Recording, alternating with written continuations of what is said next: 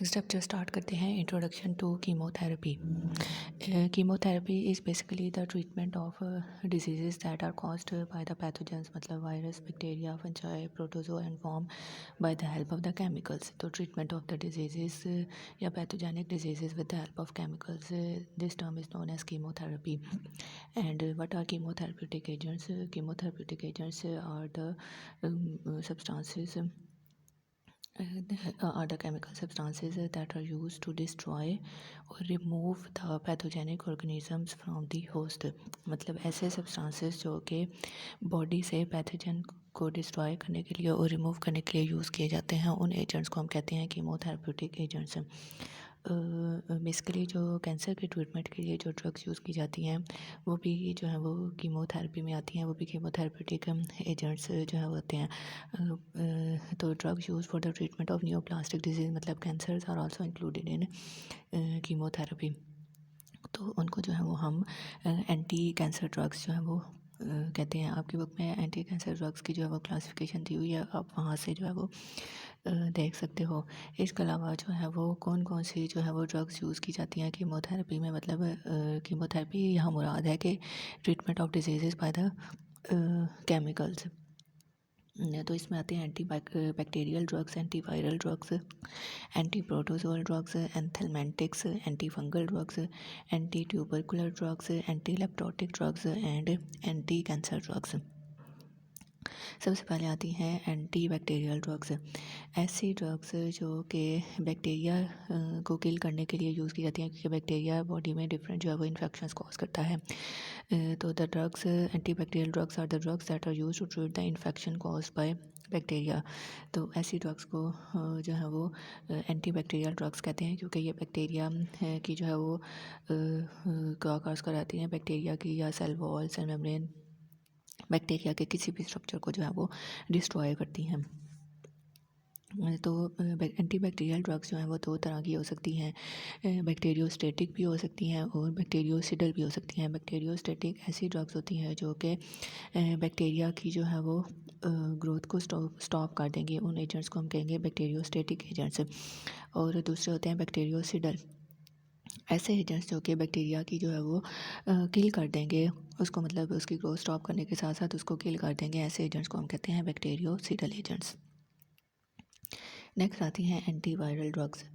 ऐसी ड्रग्स जो कि वायरस को किल करने के लिए और वायरस की वजह से जो इन्फेक्शन हो रहा है उसको ट्रीट करने के लिए यूज़ की जाती हैं, उन ड्रग्स को हम कहते हैं एंटी वायरल ड्रग्स है। क्योंकि वायरसेस जो होते हैं ना तो उनके पास कोई सेल वॉल होती है और ना सेल मेम्ब्रेन होती है। वो क्या करते हैं बेसिकली जो है वो होस्ट के जो मेटाबॉलिक प्रोसेसेस हैं वो होस्ट पे डिपेंड करते हैं। तो इस वजह से एंटी माइक्रोबियल एजेंट्स जो है वो वायरल इन्फेक्शन जो है वो ट्रीट नहीं कर सकते। तो एंटी वायरल एजेंट्स को बेसिकली जो है वो ऑनसेट ऑफ डिजीज़, मतलब डिजीज़ होने से पहले जो है वो मोस्टली जो है वो यूज़ किया जाता है, तब वो जो है वो क्लिनिकली जो है वो इफ़ेक्टिव होते हैं। नेक्स्ट आती हैं एंटी प्रोटोजोअल ड्रग्स। ऐसी ड्रग्स जो कि प्रोटोजोआ क्या माइक्रो ऑर्गेनिज्म है जो कि मेनली जो है वो वाटर बॉडीज़ या पुअर सैनिटरी कंडीशंस जहाँ पे हैं, वाटर पोल्यूशन जहाँ पे हैं, उसमें जो माइक्रो ऑर्गेनिज्म ग्रो करेंगे वो क्या होंगे, प्रोटोजोआ होंगे। मोस्टली वाटर बॉर्न डिजीज़ जो हैं ये प्रोटोजोआ कॉज करते हैं। तो anti protozoal drugs are used to treat protozoal infections. So protozoal infection are most commonly in the under develop countries, मतलब जो वेल डेवलप कंट्रीज़ नहीं हैं, जहाँ पे सैनिटरी कंडीशन या हाइजीनिक कंडीशंस जो हैं वो बेटर नहीं हैं, वहाँ पे मोस्टली जो है वो प्रोटोजोअल डिजीज़ जो होती हैं, प्रोटोजोअल डिजीज़ मोस्टली मतलब मलेरिया आ जाता है, एमीबाइसिस, जार्डिसिस, ये तमाम डिजीज़ जो हैं वो प्रोटोजोअल डिजीज़ हैं। उसके बाद क्या है कि जो एंटी प्रोटोजोअल ड्रग्स हैं, क्योंकि वो सीरियस टॉक्सिक इफ़ेक्ट्स जो हैं वो कॉज कर सकती हैं, तो इस वजह से जो प्रेग्नेंट वुमेंस हैं उनमें जो है मोस्टली जो है वो सेफ़ कंसीडर नहीं की जाती हैं एंटी प्रोटोजोअल ड्रग्स। नेक्स्ट आती हैं एंथेलमेंटिक्स ड्रग्स। एंथेलमेंटिक ड्रग्स ऐसी ड्रग्स होती हैं जो कि बॉडी से वॉर्म्स, मतलब कीड़े मकोड़े को रिमूव कराने के लिए यूज़ की जाती हैं, उनको हम कहते हैं एंथेलमेंटिक्स।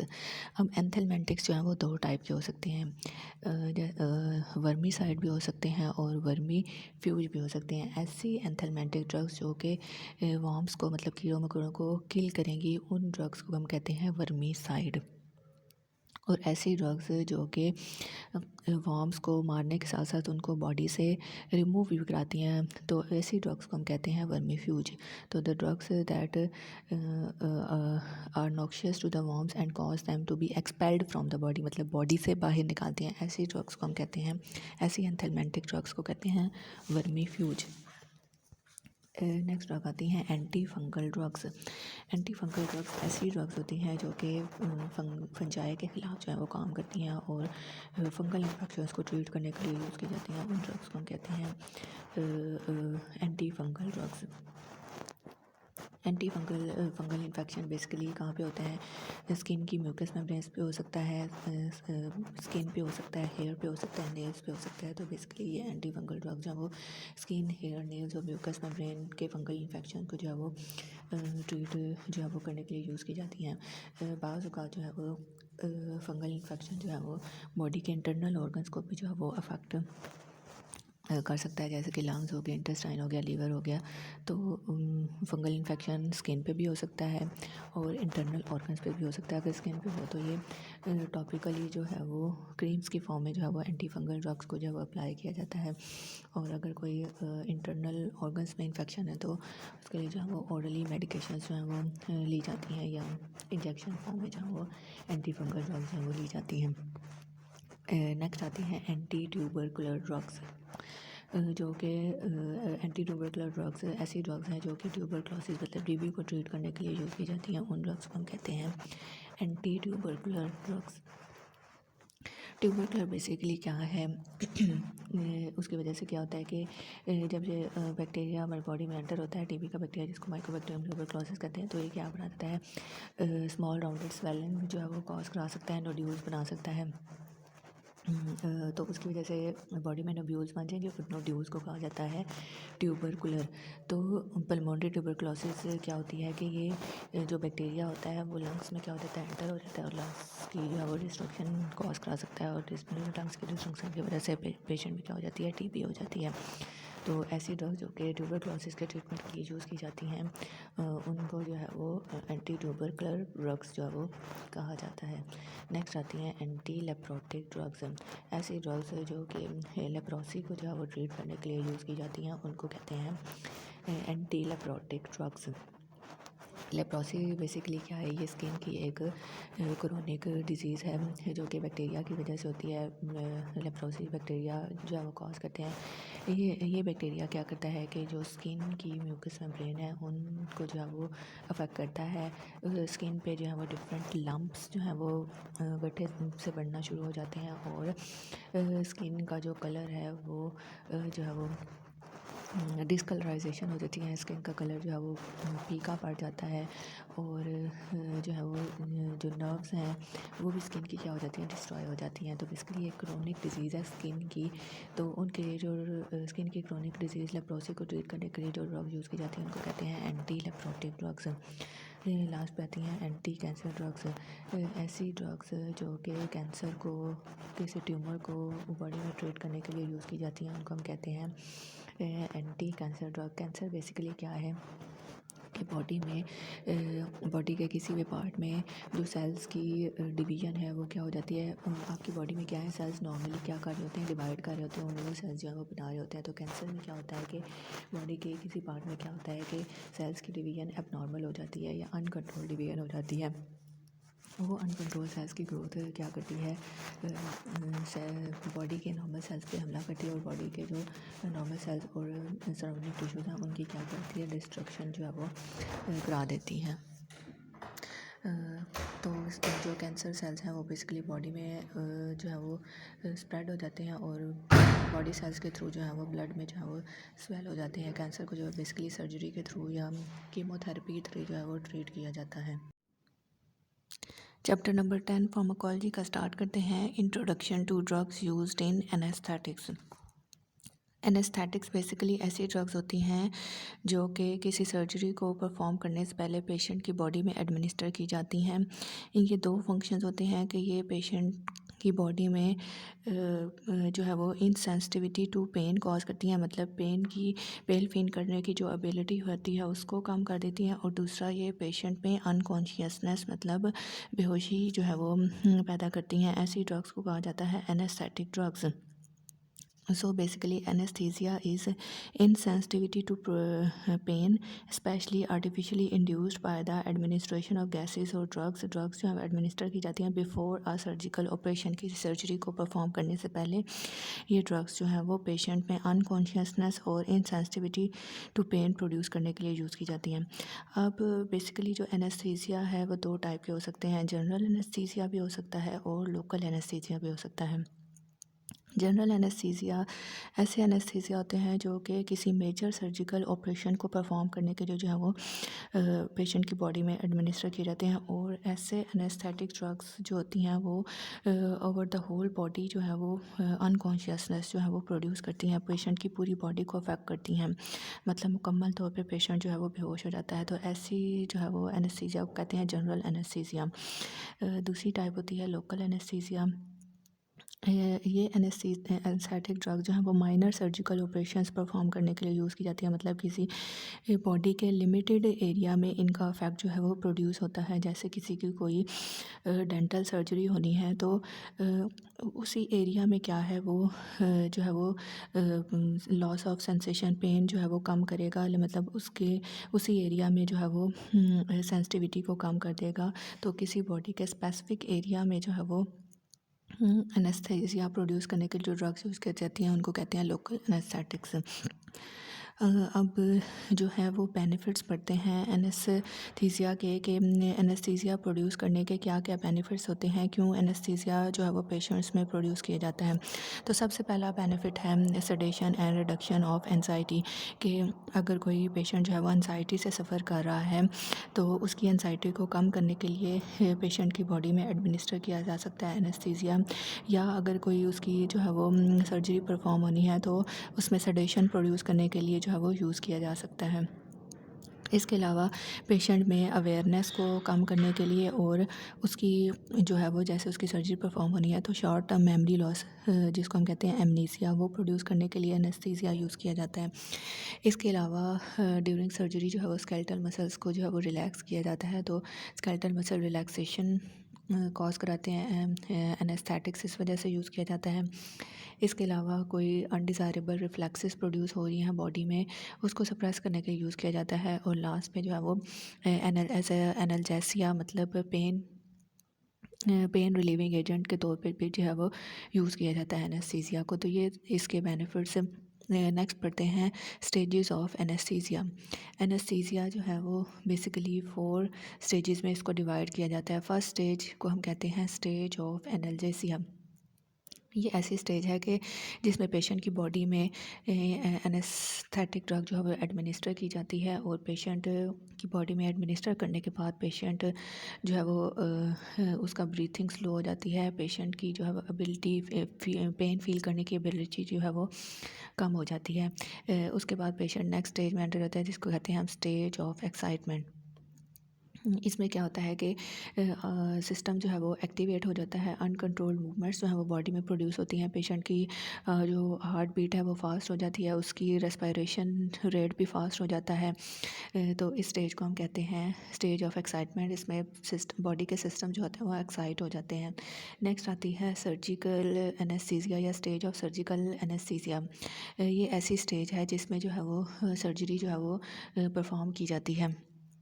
इस स्टेज में जो है वो पेशेंट के बॉडी के मसल्स जो हैं वो रिलैक्स कर देते हैं और पेशेंट जो है वो ब्रीथिंग स्टॉप हो जाती है और आर्टिफिशियली जो है वो पेशेंट जो है वो ब्रीथ कर रहे होते हैं। और जब तक सर्जरी परफॉर्म नहीं होती तब तक पेशेंट को जो है वो इस स्टेज में रखा जाता है, stage of surgical anaesthesia. Last stage आती है स्टेज ऑफ मेडुलरी डिप्रेशन। अगर क्या होता है कि सर्जरी जिस डोज पे सर्जरी परफॉर्म करनी है अगर उससे ज़्यादा डोज जो है वो पेशेंट की बॉडी में एडमिनिस्टर की जाती है तो पेशेंट का जो सेंट्रल नर्वस सिस्टम है वो क्या हो जाता है, डिप्रेस हो जाता है। सेंट्रल नर्वस सिस्टम के जो मेडुलरी पार्ट, मतलब मेडुलरी क्या है, हाइंड ब्रेन का एक पार्ट है जो कि बॉडी में ब्रीथिंग को कंट्रोल करता है, आपके रेस्पिरेटरी सिस्टम और जीआईटी सिस्टम के फंक्शंस को कंट्रोल करता है। तो अगर एनेस्थेटिक ड्रग की टॉक्सिक डोज हो जाए तो वो ब्रेन को डिप्रेस कर सकता है, जिसकी वजह से मेजर ऑर्गन्स जो बॉडी के हैं वो वर्क करना छोड़ देते हैं और इस स्टेज में जो है वो पेशेंट की डेथ भी हो सकती है। तो ये थी स्टेजेस ऑफ एनेस्थीसिया। नेक्स्ट पढ़ते हैं कि कौन कौन सी ड्रग्स जो हैं वो एज एनेस्थेटिक जो है वो यूज़ की जाती हैं। बेसिकली दो टाइप की एनेस्थेटिक ड्रग्स जो हैं वो यूज़ की जाती हैं, एक होते हैं जनरल एनेस्थेटिक्स और एक होते हैं लोकल एनेस्थेटिक्स। जनरल एनेस्थेटिक जो over the whole body effect जो है वो प्रोड्यूस करते हैं और पेशेंट में अनकॉन्शियसनेस प्रोड्यूस करते हैं, उसमें आते हैं इनहेल्ड फॉर्म में भी आते हैं, जिसमें ड्रग आती है हेलोथेन, और इंट्रावीनसली जो है वो आईवी रूट के थ्रू पेशेंट में एडमिनिस्टर की जाती हैं, उसमें आती हैं बेंजोडाइज़ेपिन्स। नेक्स्ट आते हैं लोकल एनेस्थेटिक, जो कि बॉडी के स्पेसिफिक एरिया में अप्लाई किए जाते हैं माइनर सर्जिकल ऑपरेशंस में, वो लिमिटेड एरिया ऑफ बॉडी पे इसका इफेक्ट होता है, उनको लोकल एनेस्थेटिक कहते हैं, और इसमें ड्रग आती है लिडोकेन। तो सबसे पहले स्टार्ट करते हैं जनरल एनेस्थेटिक। इनहेल्ड फॉर्म में जो ड्रग यूज़ की जाती है वो होती है हेलोथेन। सबसे पहले पढ़ते हैं इसका mechanism of action. Basically halothane क्या है, ये गाबा रिसेप्टर्स पे जाके बाइंड करती है। गाबा रिसेप्टर्स क्या है कि गाबा रिसेप्टर पे जाके बाइंड करेंगे तो वहाँ से रिलीज़ होगा गाबा। गाबा क्या है, इनहिबिटरी न्यूरोट्रांसमीटर, वो क्या करेगा कि एक्साइटेशन को जो है वो इनहिबिट कर देगा और इनहिबिटरी इफेक्ट जो है वो प्रोड्यूस करेगा। तो बेसिकली इसका यही मैकेनिज़्म ऑफ एक्शन है कि ये गाबा रिसेप्टर पे बाइंड करती है। गाबा रिसेप्टर पे बाइंड करने के बाद गाबा को एक्टिवेट करेगी, गाबा एक्टिवेट होगा तो गाबा रिलीज़ होगा और वो इनहिबिशन जो है वो कॉज कराएगा बॉडी में। नेक्स्ट पढ़ते हैं इसके थेरेपेटिक यूजेस। हेलोथेन ड्रग जो है वो सिर्फ एनेस्थेटिक के तौर पे यूज़ की जाती है। ये इसका एनाल्जेसिक इफ़ेक्ट, मतलब पेन रिलीविंग इफ़ेक्ट जो है वो नहीं है। इसके अलावा ये स्केलेटल और यूट्रस के मसल्स की रिलैक्सेशन कॉज कराता है और ये ब्रोंक्यूल के मसल्स की जो है वो ब्रोंकोडाइलेटर के तौर पे जो है वो एक्ट करता है। नेक्स्ट आती हैं फार्माकोकाइनेटिक्स। जो है वो आईवी रूट के थ्रू जो है वो लिया जाता है और ये मेटाबोलाइज होता है बॉडी में और टिश्यूज़ में, जो है वो एक्सटेंसिवली मेटाबोलाइज होता है और इसकी जो है वो जो इंटरवल है टाइम जो है वो एनेस्थीसिया प्रोड्यूस करने का, वो लेस दैन 2 to 3 जो है वो वीक्स है। उसके बाद आते हैं इसके एडवर्स इफेक्ट्स। ये एक तो हाइपोटेंशन प्रोड्यूस करता है पेशेंट में, इसके अलावा ये ब्रेडिकार्डिया मतलब हार्ट रेट को जो है वो स्लो जो है वो कर देता है। नेक्स्ट आते हैं जनरल एनेस्थेटिक। जनरल एनेस्थेटिक में जो आईवी रूट के थ्रू ड्रग्स एडमिनिस्टर की जाती हैं, उसमें आती है बेंजोडाइज़ेपिन्स। ये जो है वो रैपिड जो है वो एनेस्थीसिया प्रोड्यूस करती हैं पेशेंट की बॉडी में। नेक्स्ट आते हैं लोकल एनेस्थेटिक। लोकल एनेस्थेटिक में ड्रग आती है लिडोकेन। लिडोकेन का मैकेनिज़्म ऑफ एक्शन क्या है कि lidocaine voltage gated sodium ion channels को जो है वो ब्लॉक करती हैं। आपको पता है कि सोडियम आयन चैनल जब एक्शन पोटेंशियल एक्टिवेट होता है तो सोडियम आयन चैनल क्या करते हैं, सेल्स में एंटर होते हैं। जब सोडियम आयन चैनल सेल में एंटर करते हैं तो ये मसल्स की कंट्रैक्शन कराते हैं, जिसको हम कहते हैं डीपोलराइजेशन। तो बेसिकली जब सर्जरी परफॉर्म होने रहती है तो मसल्स को जो है वो एनेस्थीसिया प्रोड्यूस करने के लिए मसल्स जो है वो रिलैक्सिंग कंडीशन में होने चाहिए। तो लिडोकेन जो ड्रग है वो voltage GOATed sodium ion channels को जो है वो ब्लॉक कर देगी। जब सोडियम आयन चैनल्स ब्लॉक हो गए तो सोडियम सेल में एंटर नहीं होगा, जिसको जैसे मसल्स की कंट्रैक्शन नहीं होगी, डीपोलराइजेशन नहीं होगी और मसल्स क्या हो जाएंगे, रिलैक्स हो जाएंगे। तो ये है इसका मैकेनिज़्म ऑफ एक्शन। नेक्स्ट आते हैं कि थेरेप्यूटिक यूजेस। इसको वैसोडाइलेशन मतलब लोकल एनेस्थेटिक जो है वो वैसोडाइलेशन कॉज कराते हैं। तो किसी स्पेसिफिक बॉडी के पार्ट में अगर सर्जरी परफॉर्म करनी है तो उस एरिया में जो है वो local anaesthetic perform use apply किया जाता है, मतलब मोस्टली जेल फॉर्म में जो है वो इंजेक्शन फॉर्म में अप्लाई किया जाता है। तो ये ब्लड वेसल्स की क्या करा देते हैं, वैसोडाइलेशन जो है वो करा देता है, क्योंकि ये वैसोडाइलेशन की वजह से जो ड्रग है वो रैपिडली डिफ्यूज़ हो जाती है और इसका ड्यूरेशन ऑफ एक्शन जो है वो शॉर्ट है। तो कॉमनली जो है वो लोकल एनेस्थेटिक्स को जो है वो एपिनेफ्रिन के साथ जो है वो कंबाइन करके दिया जाता है। क्यों कंबाइन करके दिया जाता है कि एक तो ये वैसो कंस्ट्रक्टर इफेक्ट प्रोड्यूस करती है और दूसरा जो है वो इसके रेट ऑफ डिफ्यूजन को क्या कर देती है, इंक्रीज़ कर देती है, और एब्जॉर्प्शन को जो है वो कम कर देती है। इसकी वजह से क्या है, एक तो टॉक्सिसिटी भी, जो एब्जॉर्प्शन कम हो रही है तो जो लोकल एनेस्थेटिक की टॉक्सिसिटी है वो भी क्या हो जाएगी, कम हो जाएगी। नेक्स्ट पढ़ते हैं इसके एडवर्स इफेक्ट्स। ये न्यूरल टॉक्सिसिटी कॉज कर सकती है, एलर्जिक रिएक्शन कॉज कर सकती है, और एक्साइटेबिलिटी और कंडक्शन उसको क्या कर सकती है, डिप्रेस कर सकती है। ये इसके थे एडवर्स इफेक्ट्स।